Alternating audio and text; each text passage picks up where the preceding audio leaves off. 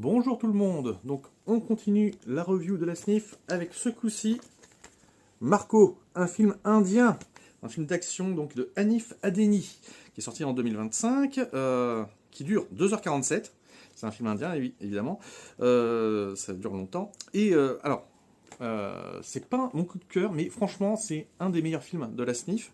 C'est un film par contre extrêmement brutal. Il interdit au moins de 16 ans chez nous.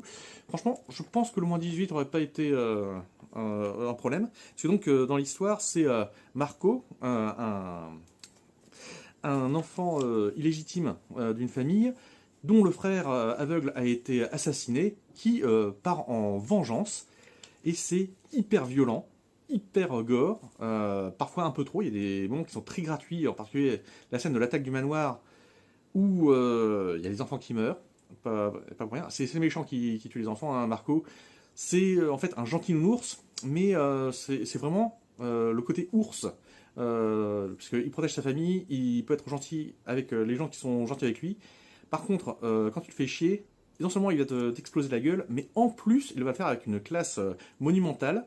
Pour tout dire, le dernier combat, avant de partir pour aller défoncer sans sbire à main nue, ce qu'il fait, c'est il se rase, il se met un beau costume, histoire de partir avec classe.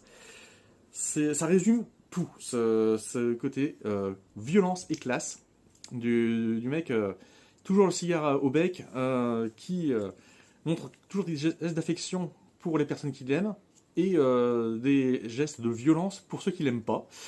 Faut pas être devant lui quand il vous aime pas, et surtout faut éviter le contrarier. Bon, en tant que défouloir, c'est génial.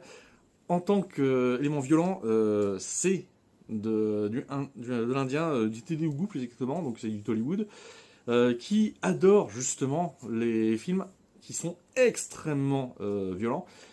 Un qui était assez peu violent, mais qui était grand public, c'était RRR, qui était un bon coup de cœur 2023. Encore un des films que je me regarde de temps en temps parce que c'est vraiment un plaisir. Là par contre, c'est vraiment la version hyper gore.